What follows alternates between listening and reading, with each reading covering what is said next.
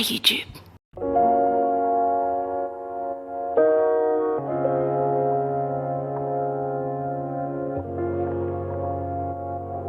Yeah, Bubba, you're on the beach, finally.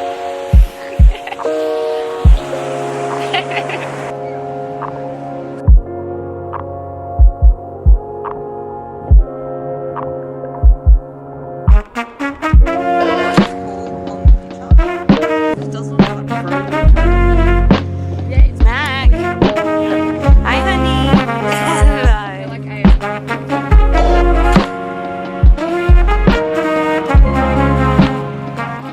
I can't believe I am finally doing this. I have wanted to do YouTube. Never. Oh my god, how do I don't even know how to use this camera, guys. Now I'm just nervous. What's the angle like? I can't really see, so it's kind of nice. How's this angle? Seems natural. Seems like you can see between my legs, which is weird. Hold on, I gotta do this properly. All right, that seems more professional. Basically, I never set out to be an influencer. I made content because it was part of my job as a creative director, and when TikTok came along, it was a format that really scared me, and video was never anything I actually learnt in a more junior role. I always did graphics or more like art direction stuff, so TikTok gave me an opportunity to learn how to edit, film, content, and do you know what? I liked it more than my actual job, so much so that this is my job now. I feel like I have just dived in and not told you. Like, you might just be seeing me for the first time. You might be more of a YouTube person and less of a TikTok person. So, hi, my name is Alison.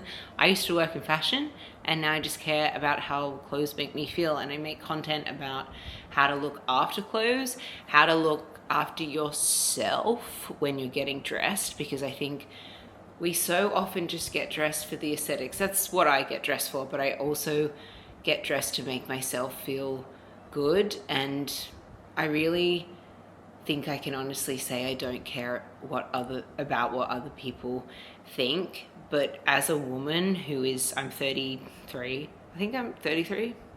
Do you know, it doesn't matter. I'm 33. I grew up in an era of being told that I had to be thin and I had to look a certain way. I'm a white, blonde, blue-eyed person, and I was subjected to, what am I trying to say? My point is, I am a conventionally attractive person, yet I was always made to feel awful about how I looked.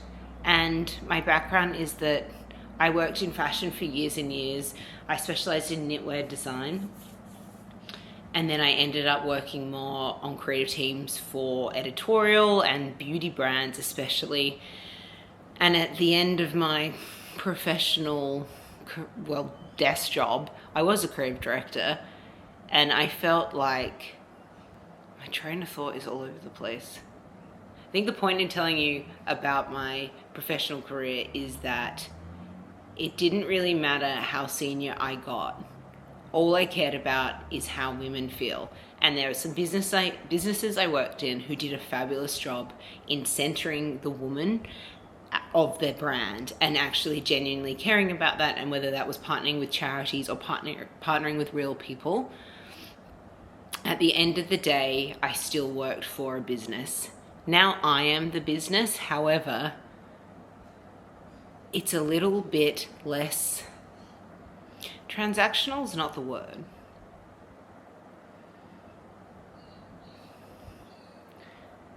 A little bit easier for me as an independent person to make money, but still make content that I wanted to consume and I felt like was missing, because I would say prior to me making my own content, I was really sick of Instagram. I felt really unrepresented as a size.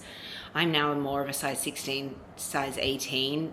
Before I had a baby, my baby is now 9 months old, I was probably like a 12 to 14. and I never saw myself in other people's body types, and that has been something that's really important to me. But anyway, this is all a big ramble to say that I am now a full-time influencer. This is my main income stream. I predominantly make TikTok and Instagram content, but YouTube has been something that from the start people have said, why? Oh, I thought you were a YouTuber. Oh, that's something you should do. And it really scared me. Probably because it's longer form content, right? Like it just felt like a big unknown. But since having a baby, I do find watching Reels or TikToks really, really overwhelming, and maybe it's like overstimulating. I'm overstimulated constantly having a small child and trying to have a job and be a person and a good friend and a good wife and good daughter, that the idea of long form and just sitting down and talking to whoever you are feels nicer. It feels maybe more like the content that I'm now consuming. I now sit down and watch vlogs on YouTube. It's not something I have done for maybe 10 years. And so I thought I'd give it a go. If you're distracted by the Band-Aid, I did burn the shit out of my hand earlier.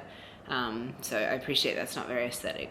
But yeah, I am on, well, maternity leave. I've been on and off maternity leave, obviously, since I had a baby. The plan was that I would take 12 months off and pick up work here and there, but I ended up going back to work 8 weeks postpartum for a couple of different jobs, then took a couple more months a little bit at a slower pace, and then it's now January when I'm filming this. The September, October, November, December period was crazy, which is amazing. It was maybe reassuring that I could do this and that you can take time off and the world doesn't fall apart and that you're still relevant.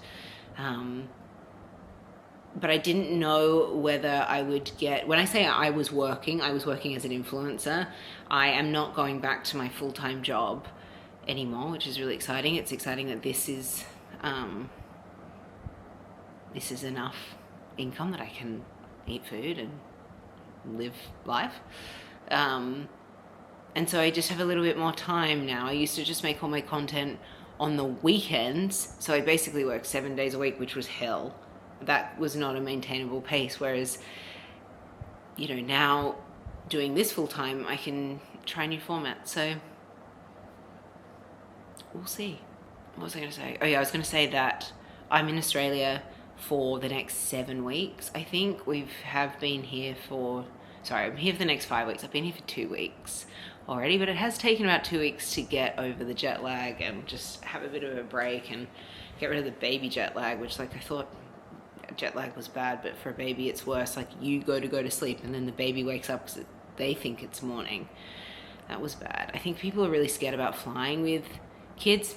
Don't be scared about the flying part, be scared about the jet lag part. But the point is, I thought whilst I was here and just going life at a slower pace, I would try making content at a slower pace. So yeah, I haven't washed my hair for 10 days. I have vomit on my top, which hopefully you can't see. It's not mine, it is obviously the baby's. I have fake tan that's coming off terribly, but I don't care, and it's nice.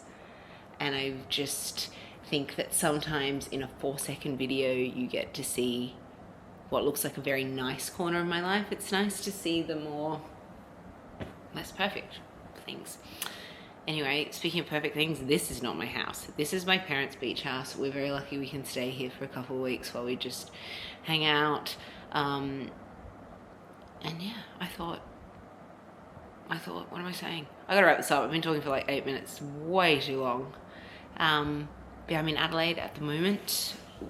I grew up between Adelaide, Sydney and Melbourne, so we're going to spend time in all 3 places. My husband is English, so for him it's just too hot everywhere. But for me it's great. We've got the aircon on. I think we're going to go to the beach maybe after like 4 or 5. It's about 35 degrees on the beach at the moment, so I'm going to wait for that to cool down.